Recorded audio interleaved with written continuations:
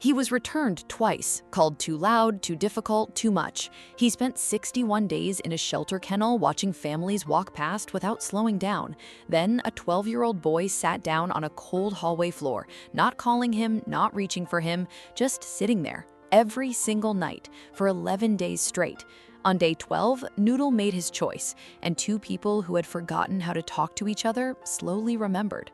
He was returned twice. The first family said he was too loud. The second family lasted exactly 9 days, called the shelter on a Tuesday morning and said he was too wild, too demanding, too everything.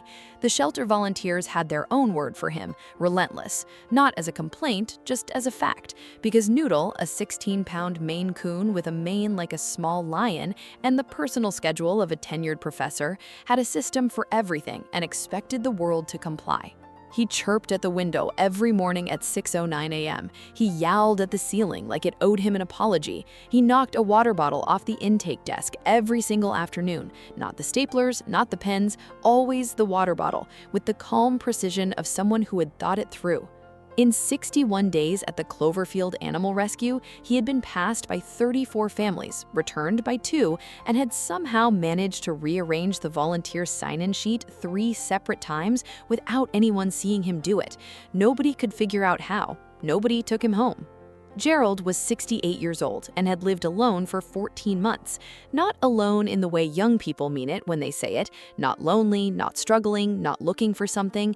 Alone in the specific, heavy way that happens after 41 years of a full house goes quiet all at once. His wife, Marlene, had passed the previous October, pancreatic cancer, 4 months from diagnosis to the end. The house still smelled like her lotion in the mornings if he stood in the right spot by the hallway closet. He had stopped standing there. He cooked dinner every night, ate at the kitchen table, watched the news, went to bed at 10:15, got up at 6:30. Repeated. His daughter called every Sunday. His son called less. The days were fine, orderly, manageable. He had learned that manageable was enough.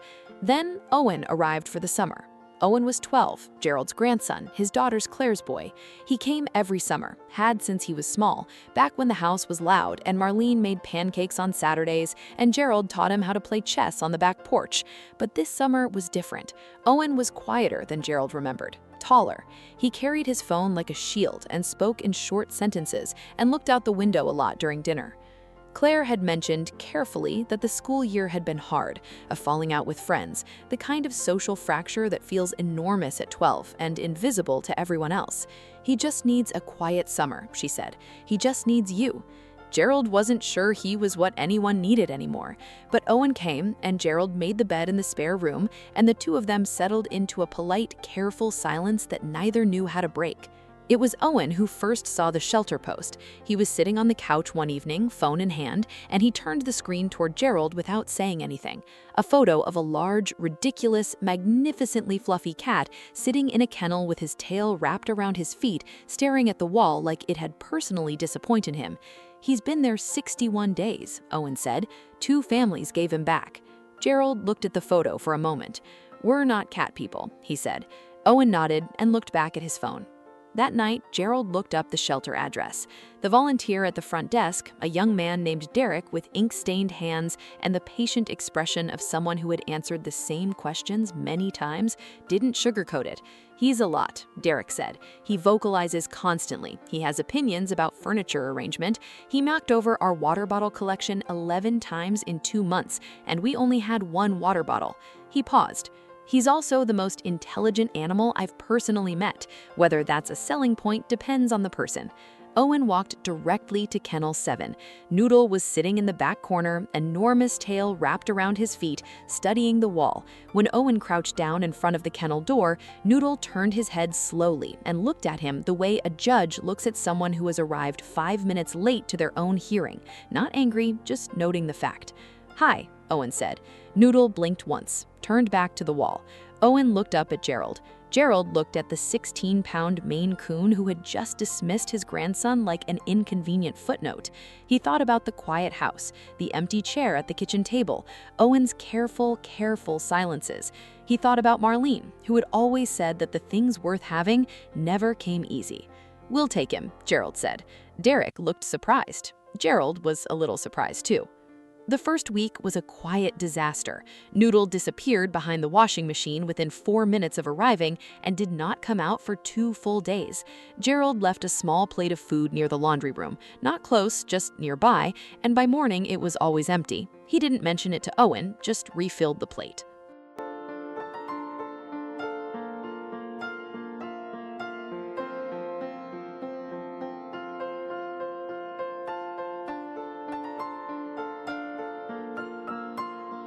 On the third night, Owen sat down on the hallway floor outside the laundry room with his back against the wall and a book in his lap.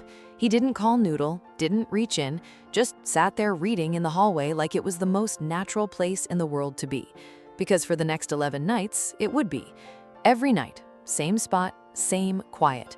Gerald passed by once at 9 p.m. and found Owen still there, book open, not reading, just sitting.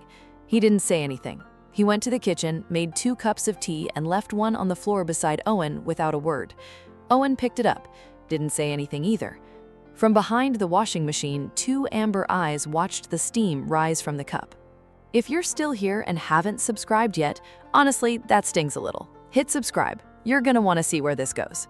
On day 12 at 6:47 in the morning, Gerald came downstairs in his robe, filled the coffee maker, and sat at the kitchen table with the newspaper he still subscribed to out of 40 years of habit, and rarely finished. Noodle walked in from the hallway. He didn't announce himself, didn't chirp, didn't knock anything over. He walked to the kitchen table with the measured dignity of someone who had made a decision and intended to honor it. He looked at Gerald for a long, still moment. Then he jumped onto Marlene's chair. Not Gerald's chair, Marlene's chair, the one nobody had sat in since October. He turned twice, settled, and tucked his paws beneath his chest, close enough that his tail drifted across the edge of the table toward Gerald's coffee cup. Gerald did not reach for him, did not speak, just looked at the newspaper and turned the page. When Owen came downstairs 40 minutes later, his grandfather was asleep at the table, newspaper folded under his elbow, and Noodle was curled into a perfect circle in Marlene's chair, one large paw resting on the table 6 inches from Gerald's hand. Close, not touching, close. Owen stood in the kitchen doorway for a long moment. Then he went and made more coffee, quietly, so Gerald wouldn't wake up. Some things deserve to be witnessed in silence. After that, the house shifted, not dramatically, in the slow, accumulating way that real things change. Noodle had opinions, and the household learned them quickly. He disapproved of Gerald's news channel and would plant himself in front of the television with the solemn authority of a building inspector. He had claimed the left end of the couch and enforced this claim without aggression and without negotiation, simply by sitting beside anyone who occupied it and staring at them until they relocated. They always relocated. He also developed a system for mornings. Every day at 6:09 a.m. without variation, he sat outside Gerald's bedroom door and chirped once, not twice, once. Gerald started waking up at 6:08 just to open the door first. He never told this to Owen, but Owen noticed, because Owen noticed most things. Stories like this one are exactly why some things deserve to be shared. The night Owen got a message from a former friend, the kind of message that lands at 9 p.m. and makes a 12-year-old go very still, he came downstairs and sat on the kitchen floor without explanation. Gerald was at the table. He didn't ask, just pushed his crossword to the side. Noodle walked in from the living room, looked at Owen, walked back out. Owen exhaled, even the cat. But then Noodle returned. He was carrying his toy, a small, battered stuffed fish with one eye missing that Owen had bought him in week 2. He dropped it at Owen's feet and sat down, not touching him, just present, the way someone sits with you when they don't have the right words, but refuse to leave. Owen picked up the fish. Noodle climbed into his lap, all 16 pounds of him, and stayed. That was the first time. Gerald watched from across the table and said nothing, but later, washing the cups at the sink, he said quietly, to no one in particular, "He always knows." The silences in the house changed after that. They became the comfortable kind, the kind that 2 people share when they no longer need to fill every gap. Gerald started leaving his crossword half-finished on the table in the mornings. Owen started sitting with him before breakfast. Noodle sat between them, cleaning his enormous face with one paw, completely indifferent to how much he had rearranged everything. He had been returned twice, spent 61 days watching families pass by. He had every reason not to trust anyone, but he chose them anyway. A grieving old man and a quiet boy and a kitchen table that needed to feel full again. He chose them on his own terms, in his own time, and they chose him back. If you've ever given a chance to something the world called too difficult, you already know what this feels like. And if you haven't yet, maybe Noodle is your sign. Is it patience that changes them, or do they change us first? Tell me in the comments.